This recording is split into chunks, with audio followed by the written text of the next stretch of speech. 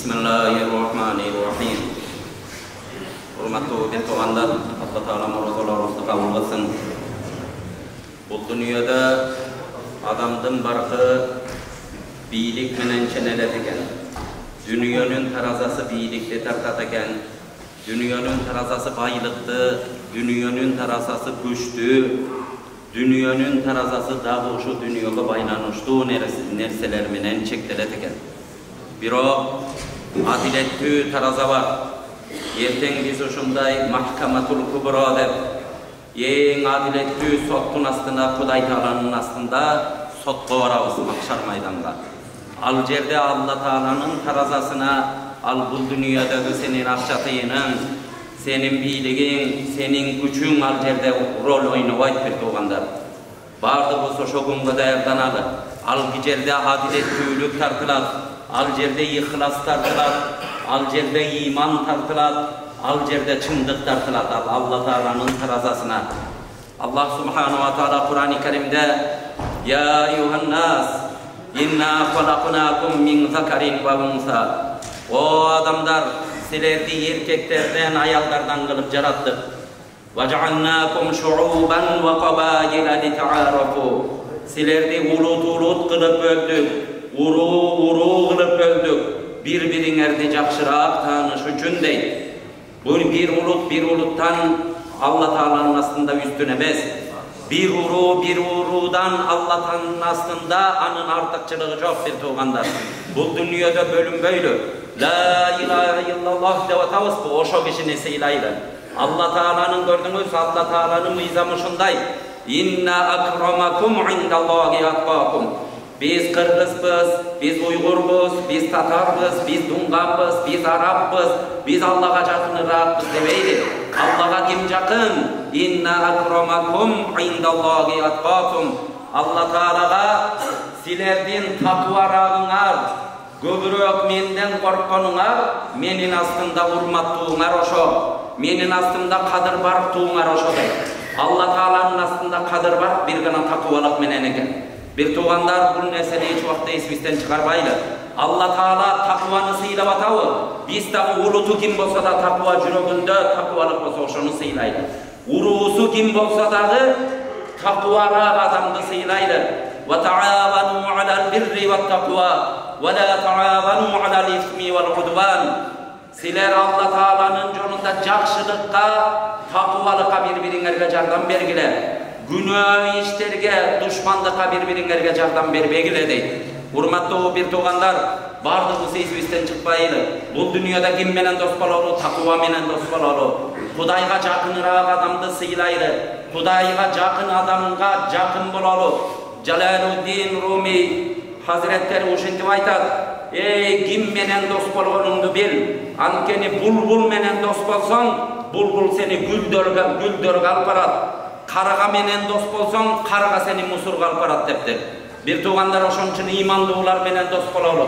Hudaýdan göbürök korkpandardyň janynda bolaly. Paýgambarymyz sallallahu aleyhi ve sellemden sahabalary har bir bizge örnek ele. Paýgambarymyz hiç kanda üniversitetde kurbaý, hiç bir jerde mektep kurbaý ele, uşunday halka kılıp durup, uşunday kılımdan kılımga ülgü bola turgan insanlardy tarbiyalap ötken. Ashabi kan nujum bi ayyihim iqtadaytum. Menin sahabalarym arbiro jyldız syýapdy. Gemisine ergesdiňer da toora joldu taap alasyňar deyip. Aralarybızda astronomlar bolsa jakşy bilet.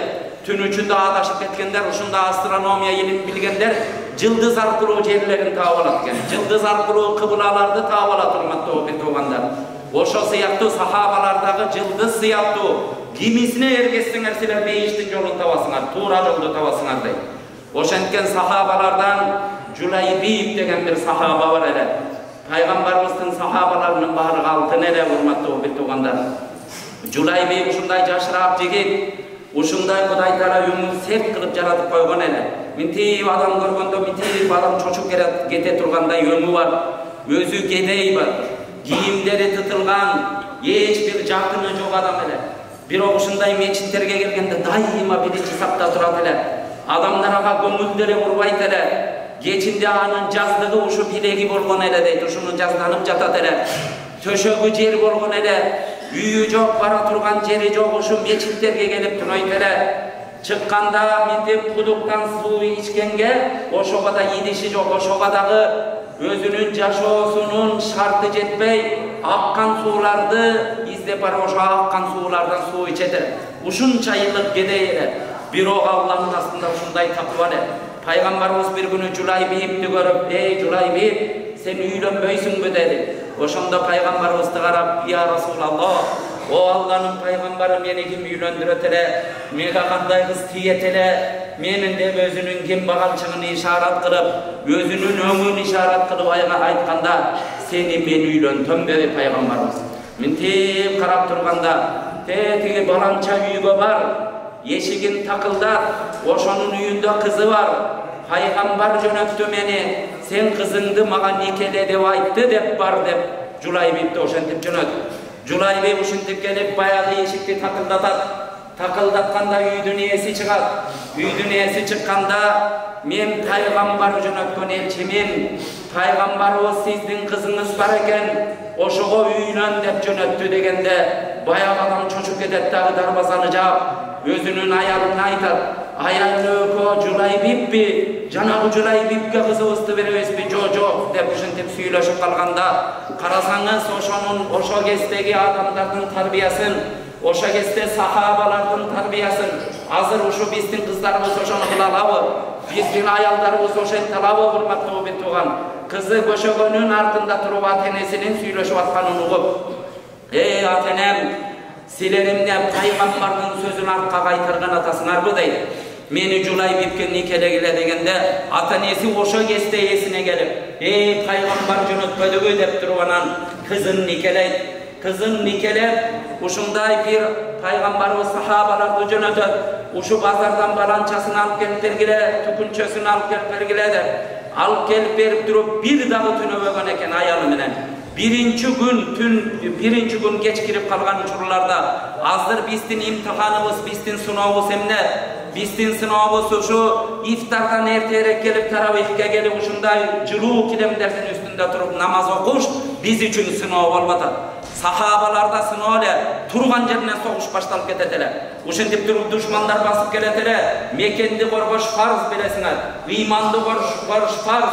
Ошентип туруп жихадка аттанып кетишет эле. Жулайбип баягы сахабалар эптеп жасап берген бир алачыгына кечинде ошо аялы менен биринчи түнгө кирем деп аткан учурларда көчөдөн бизге жихад башталды, душмандар басып келди деп үн угулганда, ошол учурда Жулайбип радыйаллаху анхуга окшогон сахабалар ушундай түшүнөт эле. Алла Тааланын ыраазылыгы бардыгынан кымбат турат. Пайгамбардын ыраазылыгы бардыгынан кымбат турат. Алла Тааланын бейиши бардыгынан кымбат турарын алар жакшы денелер менен сезет эле. Ошенткенде да ошентип арзып аткан, ошондой үй бүлөсүндө таштап туруп, дароо атка аттанып, согушка аттанып кетет.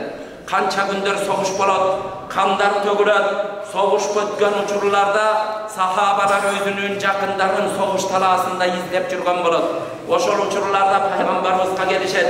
Биз издеп бүттүк, бардык өлгөн шейиттерди да таптык, жарадарларды да таптык дегенде, Жулайбип эсинен чыгып калган болот. Карасаңыз ошончолук кедей, ошончолук ушундай өңү терс болгон адам эле адамдардын да эсине келбей калган бул дүйнөдө.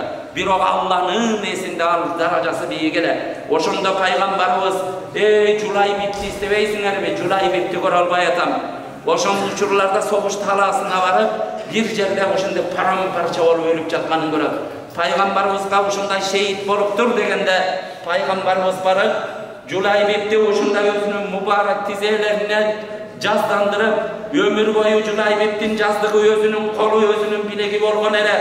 Бирок бул дүйнөдөн кеткендеги жаздыгы пайгамбарыбыздын тизеси эле, урматтуу бир туугандар.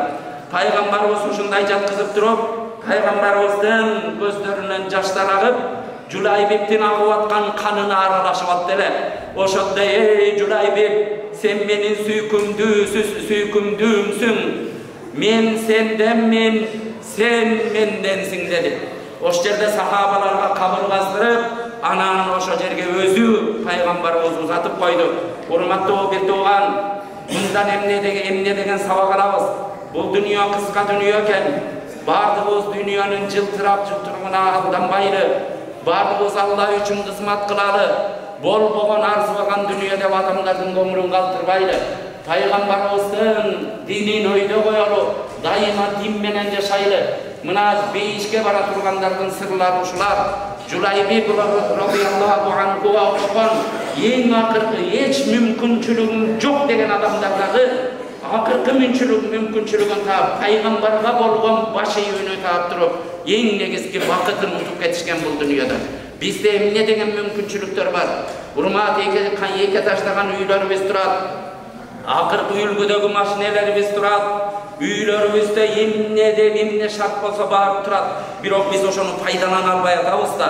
Пайдалангандар ошентип пайдаланган. Кудай сактасын, Жулайбек радиаллаху анхудай тагдыры болуп, ошонукундай кембагалчылык болуп, ошонукундай ушундай жашоо боло турган болсо, биз динибизди да чанып кетчүдөйбүз. Бир туугандар, иманыбызга бекем бололу. Дайыма Кудайым бекем иман сурайлы, ихлас сурайлы. Алла Тааладан дуа кылалы.